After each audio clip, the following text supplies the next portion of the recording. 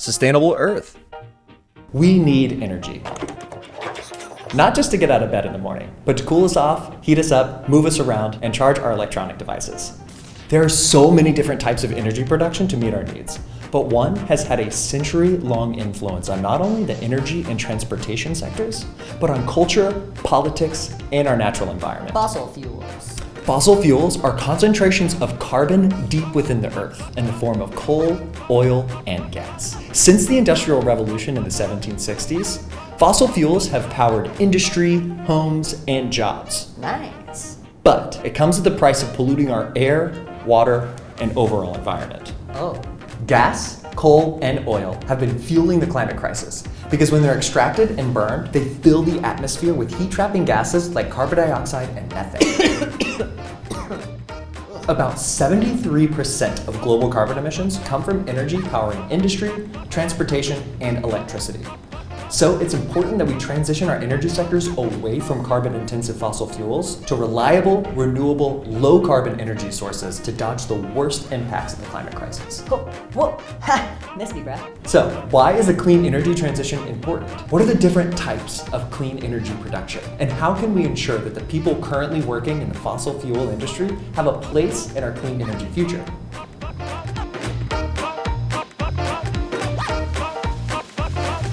Wow. Sustainable Explainable. Whenever you flip on a light, crank up the AC, or turn on your favorite television show, electricity has to be produced at the same time that you're using it. That means right now, there's a power plant somewhere generating electricity to power all of these different devices. The precision, the timing, the power! Currently, majority of the world's energy comes from coal and natural gas. 63%. But like I mentioned earlier, coal and natural gas are fueling more than just electricity. So we know that historically, communities of color have been located close to polluting facilities and power plants. This pollution is generated by these fossil fuels, and replacing it by renewable energy might decrease pollution. So for example, a power plant can have several effects, not only for the population living nearby, but the populations that are located downwind from the emissions where this power plant is located. So when you close a power plant, you might improve their health. If we are relying more in renewable energy, we can push us away from these fossil fuels, therefore increasing environmental justice as well. So it's clear that we need to reduce our carbon emissions from the energy sector. But if we aren't using coal, oil, or gas, then what generates our electricity? There are a lot of cool ways that we can harness the power of the sun and our Mother Earth. So let's go down the clean energy renewable rabbit hole. You gotta work on that title. You know what? Let's start with solar. Every hour, the sun sends enough energy to Earth to power human needs for an entire year.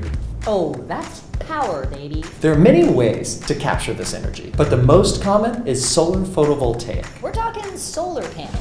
Heat from the sun can also be used to generate electricity. Through concentrated solar, thousands of mirrors are pointed up to the top of a tower, and inside, sand is melted or water is directly heated that turns a turbine. Up next is wind. Wind turbines generate electricity from strong gusts of wind, turning their giant blades. Nuclear is next. We harness the power of splitting atoms and use it to heat water and turn a turbine. Nuclear fission. Let's hop to hydropower. It is the most dominant renewable energy source that utilizes dams to capture flowing water and channel it to turn turbines. We're just going with the flow. Geothermal uses heat from deep within the earth that boils water and then turns a steam engine. Woo! That rocks. Lastly, there's wave and tidal energy. Ocean power. Oscillating columns bob up and down with the waves and changing tides. The moving column displaces air and spins a turbine. Seems like everything's trying to turn a turbine. All of these technologies are awesome, low-carbon ways to transition away from fossil fuels. But they don't come without consequences. But they are not perfect. Wind turbines and hydropower dams kill wildlife, solar panels are extremely hard to recycle, and nuclear energy is expensive and potentially dangerous. But even with some of these downsides, they pale in comparison to the catastrophic global disasters that we face through the climate crisis caused by using fossil fuels. Bright side, baby. You gotta look at the bright side. The transition to renewable energies is an inevitable and much needed switch that's on the horizon. Oh, yeah. I can see it coming. With the plummeting prices of wind and solar electricity, the low carbon transition makes sense not only environmentally and ethically, but now economically. Especially in the long run. But even if it's cheaper to use wind and solar, what happens to all of the hardworking people who currently have jobs in the fossil fuel industry? One of the important problems of how the transition is happening is that the areas that once produced coal or once produced oil might not be the same areas that are going to be producing wind or solar energy. So the benefits of moving away from fossil fuels might be located in other areas that might not have the same workers. So as a first thing, we need to try to compensate the workers that will be affected by this transition. How do we compensate them? Well, one way is trying to see what are their lost wages as we move away from fossil fuels. But another way is through training programs that might allow them to move away from this sector to other sectors that could benefit them in the future. For clean energy projects, materials need to be manufactured, power plants need to be built, projects need to be managed, and technologies need to be engineered. What are the sweet skills that transition over? Here are some of the most transferable skills from fossil fuels to new clean energy jobs: construction, project management, engineering, and quality, health, and safety.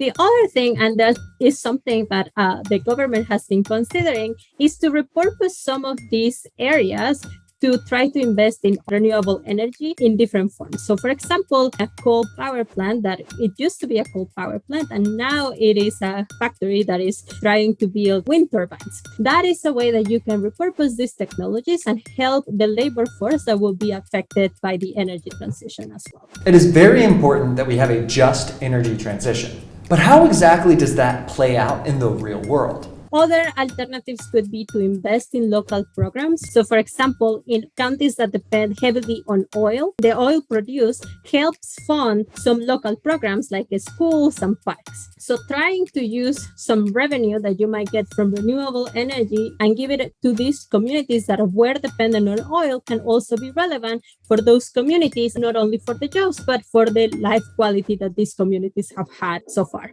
But one concern still burns. Green jobs don't pay as much.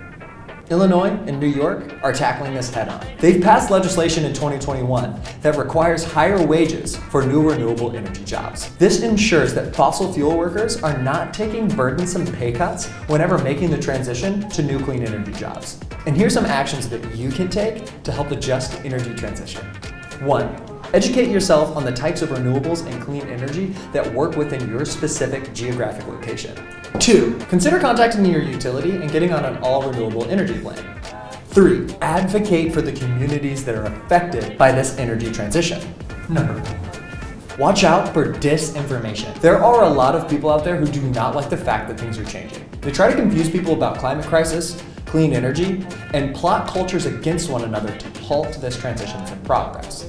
And it's important to remember that in the pursuit of a just energy transition, we are fighting for a cleaner, safer, and more equitable energy sector for us and future generations. And don't forget, if we work together, there's nothing that we can't do. There's something for everyone at Sustainable Earth. For educators, we have games, classroom activities, and teacher awards. For small businesses, we have small business awards, courses, and articles. Feeling competitive? Want to become more sustainable? Get involved with our sustainability challenges. Head on over to sustainable-earth.org and join the movement for a more sustainable Earth. Act now, build a better tomorrow.